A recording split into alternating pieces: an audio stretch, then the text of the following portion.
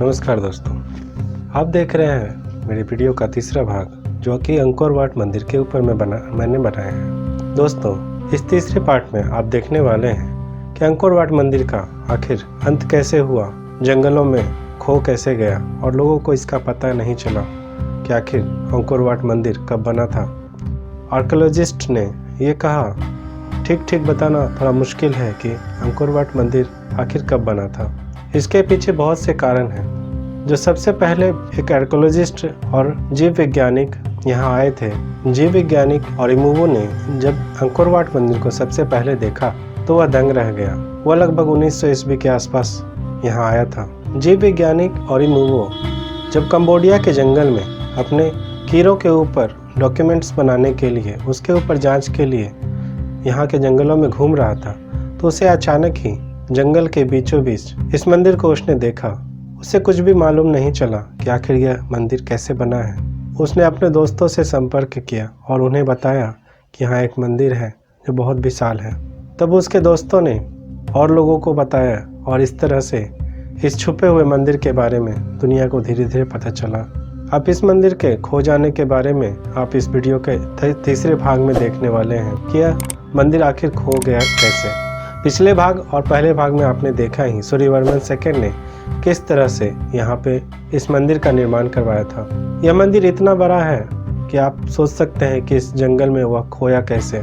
इसके पीछे बहुत सी बड़ी कहानियाँ हैं दोस्तों, जो कि यहाँ के वैज्ञानिक और आर्कियोलॉजिस्ट हमें बताते हैं। उन्होंने बताया कि लगभग 1600 ईस्वी के आसपास जब यहाँ पे सूर्यवर्मन सेकंड का भांजा जो कि धीरेन्द्र वर्मन था, वो यहाँ का शासक था। सूर्यवर्मन सेकंड की मृत्यु हो चुकी थी और उसकी अस्थि यहीं कहीं मंदिर के आसपास दफनाई गई। धीरेन्द्र वर्मन जो कि बौद्ध धर्म को मानता था, उसके पास इतने लोग भी और ऐसे लोग भी नहीं थे जो कि इतने जटिल जल संरचना को समझ सके और उसे मेंटेन कर सके। नतीजा यह निकला कि बहुत दिनों के बाद यहाँ पर जल भराव होना शुरू हो गया। एक कारण तो ये भी था मंदिर के यहाँ पे अवेंडन छोड़ जाने के बारे में। और भी 2-3 घटनाएं यहाँ पर ऐसी हुई थी जिसके कारण लोग इस मंदिर को और इस शहर को छोड़कर दूसरे स्थानों में चले गए। वह कारण था युद्ध। यहाँ पर लगभग 3 बार विदेशी योद्धाओं का हमला हुआ। पहले से ही आपको मालूम है दोस्तों, यहाँ पर आस पड़ोसी राजाओं और दूसरे हमलावरों के यहाँ के राजाओं का युद्ध होता रहता था, क्योंकि सूर्यवर्मन सेकंड अपने आप को बहुत ही शक्तिशाली मानता था और आसपास के सभी क्षेत्रों से उसकी लड़ाई चलती रहती थी। इस वजह से और देश के और राज्य के छोटे बड़े सभी राजा इस पर विजय पाना चाहते थे। इसका ही नतीजा निकलता था कि छोटी मोटी लड़ाइयाँ तो होती ही रहती थी, लेकिन विशेष रूप से 3 बार बड़ी युद्ध यहाँ पर हुई है, जिसमें अंतिम युद्ध में जो साइमीज के द्वारा हुई थी, उनके द्वारा इस तरह से लूटपाट किया गया और इस तरह से अचानक हमला किया गया कि यहाँ पर किसी को संभलने का मौका नहीं मिला। और उस समय धीरेन्द्र वर्मन इतना शक्तिशाली राजा नहीं था कि उस हमले को संभाल सके। उस समय के सैनिकों में भी इतनी अनुशासन और इतना तैयारी नहीं था कि साइमीज हमले को वह झेल सके। नतीजा यह निकला कि लोग यहाँ से भाग खड़े हुए।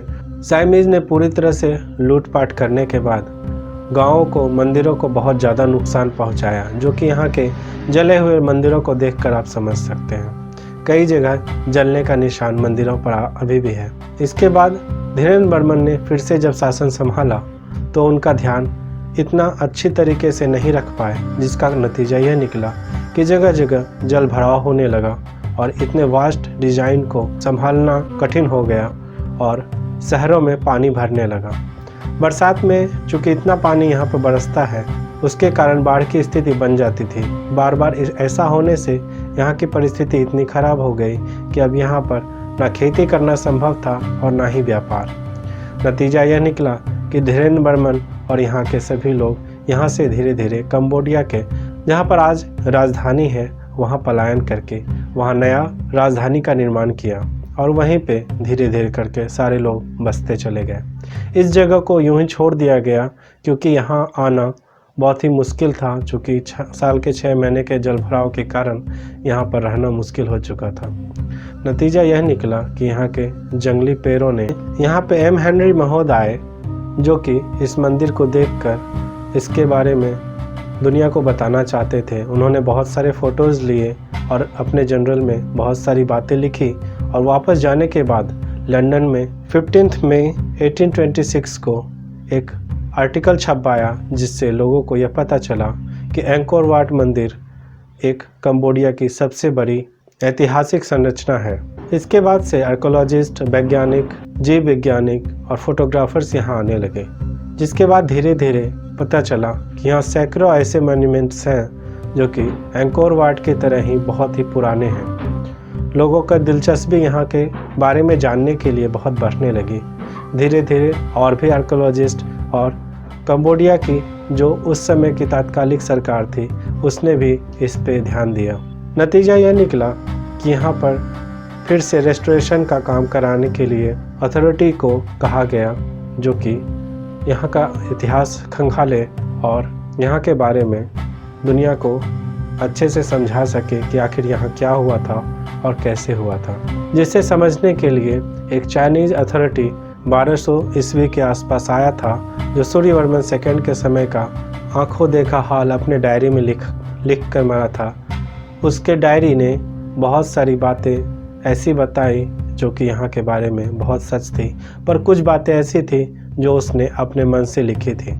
उस डायरी के मिलने से बहुत लोगों को यहाँ के बारे में बहुत कुछ पता चला कि यहाँ का सिटी कितना बड़ा था, यहाँ का व्यापारिक संस्थान कितना बड़ा था, कैसा था यहाँ का रहन सहन, विशेषताएं थी, जो जलमार्ग बने थे वो किस प्रकार के थे, शहर किस प्रकार के थे, इसके बारे में सब लोगों को धीरे धीरे पता चलने लगा। नतीजा यह निकला कि यहाँ पर आर्कोलॉजिस्ट की एक टीम ने फिर से रेस्टोरेशन का काम शुरू करवाया।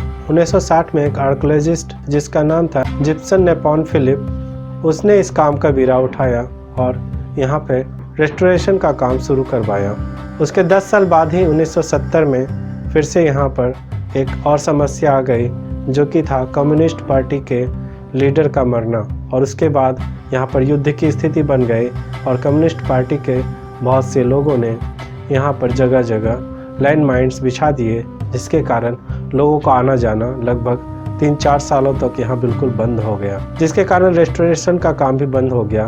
3-4 साल बाद जब यहाँ पर पुनः शांति स्थापित हुई तो रेस्टोरेशन का काम फिर से चालू हुआ। आने वाले यहाँ पे बहुत सारे वैज्ञानिक अपना खोज करने लगे, जिससे और भी बहुत सारी बातें यहाँ धीरे धीरे करके पता चलने लगी, जो आज हमें पता है। तो इससे आपने ये समझ ही लिया कि किस तरह यह मंदिर जंगलों में खो गया था और फिर से लोगों के सामने आया।